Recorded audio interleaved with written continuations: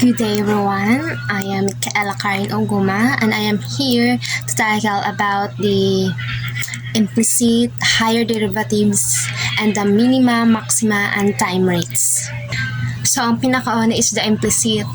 So first, function is x cubed plus y cubed equals 4. So pinakauna nato baton is i-derive nato.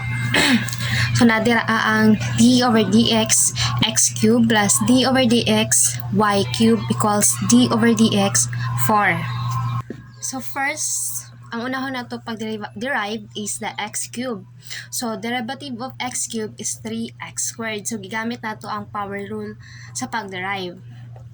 Then in respect sa x, so ipabili nato ang d over dx y cubed.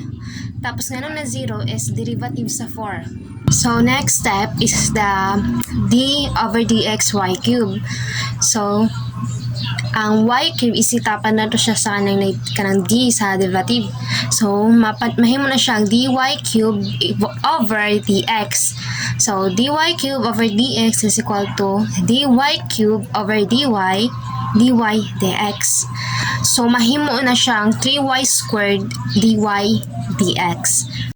Mao na siya ang result. So 3x squared plus 3y squared dy dx is equal to 0. So next step is ipabiling na to ang dy dx. So it is 3y squared dy dx tapos ang 3x squared ibalhin nato mong nahimo na siyang negative 3x squared. So ang next ipabiling nato ang dy dx tapos ang 3y squared butang nato sa ubos sa negative 3x squared. So, i-divide na nato ang nabilin is negative x squared over y squared. So, next, the higher derivatives. So, number 26, the function is fx is equal to cube root of x. So, ang fx equals to cube root of x, i-transform nato into exponential form. So, nadara sa atong screen ang x raised to 1/3. So, na-address sa screen ang first derivative na f1 x is equal to 1/3 times x raised to 1 minus 1/3 times 1. So, result is f raised to 1 x is equal to 1/3 times x raised to 2/3 times 1. Then, napod ang second derivative, the f raised to 2 x is equal to 1/3 times negative 2/3 times x raised to 1 minus 2/3 times 1 times 1. So, f raised to 2 x is equal to 1/3 times negative 2/3 x raised to 5/3 times 1 times 1. So, the result is f raised to 2x is equal to negative 29 times x raised to 5/3. The general formula is f raised to n x is equal to open parenthesis negative 1 close raised to n minus 1 times 1/3 times n factorial over 3 raised to n minus 1 times x raised to n minus 1/3 times 1 raised to n. So, ato na i-checking. So, first, unahon sa nato, tanawan na to kung pareho ba ang second derivative sa akong pinakaunang nag-solve o diri sa atong formula. So, nadira ang second derivative. So, f raised to 2x is equal to negative 1 raised to n minus 1. So, butang nato dira is 2 minus 1. Copy na to ang 1/3. Tapos, so, nadira, nganong nanay 2/3. So, gi-solve na nako daan ang n factorial or the 2 factorial is 2 tapos ang result po dra sa 3 n minus 1 is 3. So ang next is x raised to n minus 1/3. So iwatang dra is x 2 minus 1/3 times 1 raised to 2.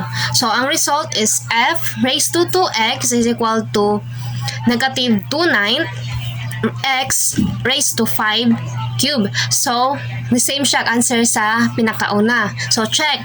So, pag mag-checking na ta, so, kana ang checking nasa screen, pagitanaw. So, nadira ang fn x is equal to negative 1, n minus 1, mo na itong formula ha, then 1/3 times n factorial over 3n minus 1, x raised to n minus 1/3 times 1n. So, mag-checking tag, gamit tag, f raised to 0x.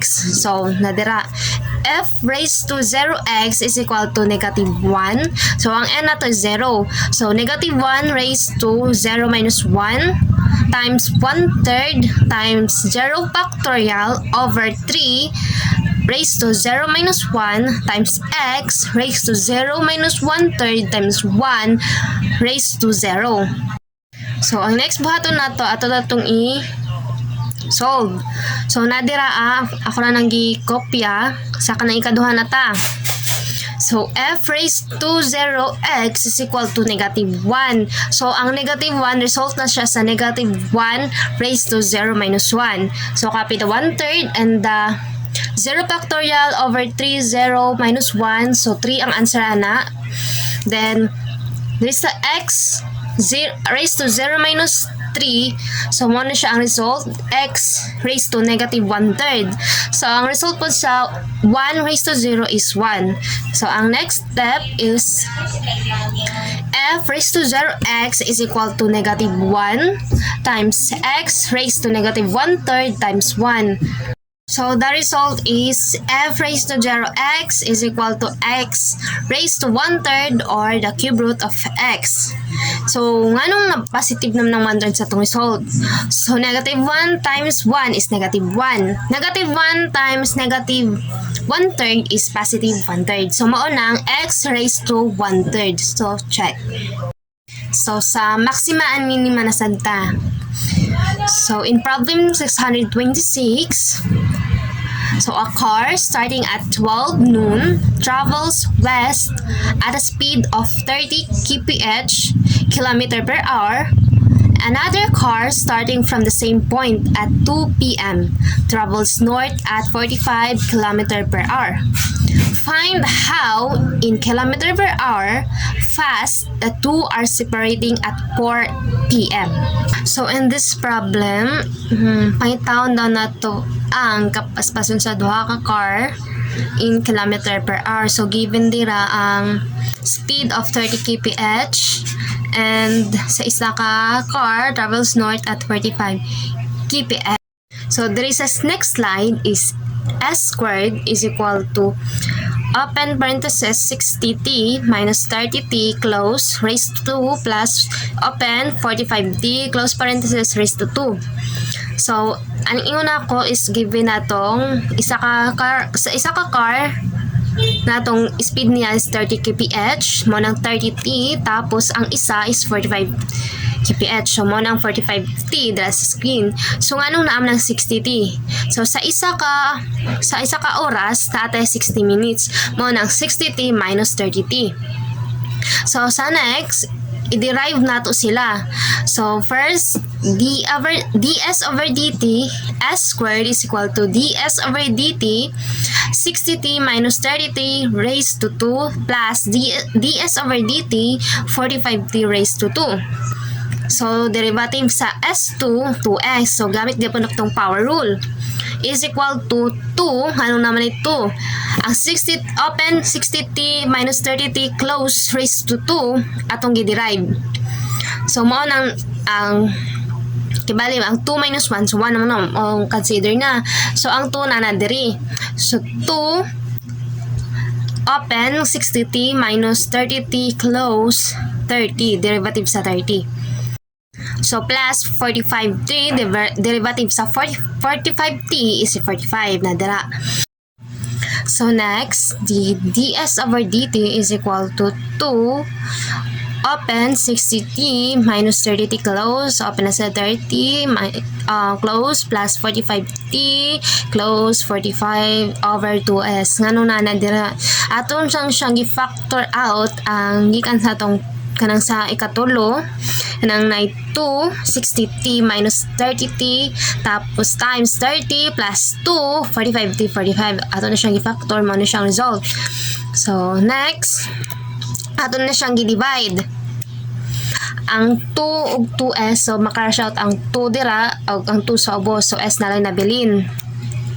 So the result, ds dt is equal to 60t minus 30t times 30 plus 45t times 45 over s. So when t is 2 hours, so ang mga t nga na dira adto siya ng atong butngan og 2.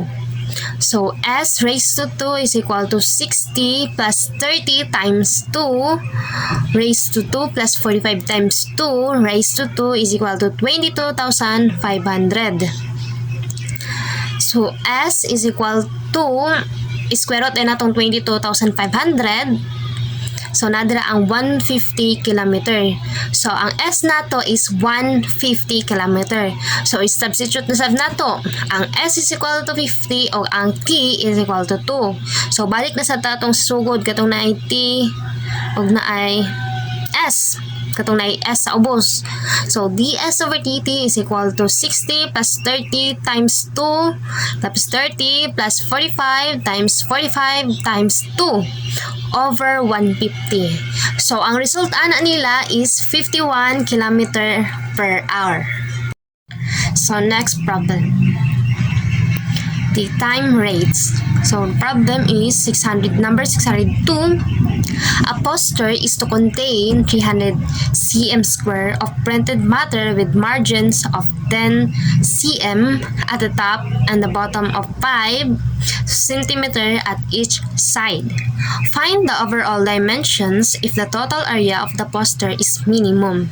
So given na dira atong 300 cm square, sa margin niya is 10 cm og top ug bottom daw ang top and the bottom daw ang 10 cm tapos 5 in each side. So nadira to area is equal to 10 plus x times 20 plus y. So nadira sa atong illustration makita. So next, a is equal to 200. Ganang 200 man na.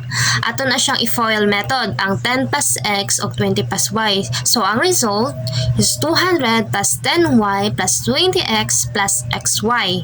So, ang AP na to is equal to xy is equal to 300. So, given na ng 300. So, next, y is equal to 300 over x. Balikan na nato ng y is equal to 300 over x. So, substitute na to. A is equal to 200. Ganong niabot naman ng 300x dira. So, kanang nadira sa ikaduha na 200 plus 10y. So, ang y man daw nato is 300 over x. So, sa pag-substitute, a is equal to 200 plus 10 times 300 over x plus 20x plus x times 300 over x. Ang next, nadira na ta. Sa a equals 500 plus 3,000 over x plus 20x. Ganun na 3,000 man na siya. So, the result na siya sa kanang 10 times 300 man na 3,000. So, 3,000x plus 20x. Derivative, pag mag-derive na sabta. So, d over dx is equal to dA over dx, 500, plus dA over dx, 3,000 over x, plus dA over dx, 20x. So, derivative sa 500 is 0. Ang derivative sa 3,000 over x, mao ng negative 3,000 over x squared. Tapos, derivative sa 20x is 20. Tapos equal 0. Nganong na negative 3,000x squared na siya. Kanang nasa kilid sa screen, mao na siya ang solution. So, 3,000 over x is equal to, if ano to, exponential form. So, 3,000 x raised to 1. So, equals negative 1 times 3,000 x raised to negative 1 or negative 1 minus 1. So, equals negative 3,000. So, i-times na to ng negative 1 times 3,000 mo ng negative 3,000. So, result po anang sa x raised to negative 1 minus 1 is x raised to negative 2.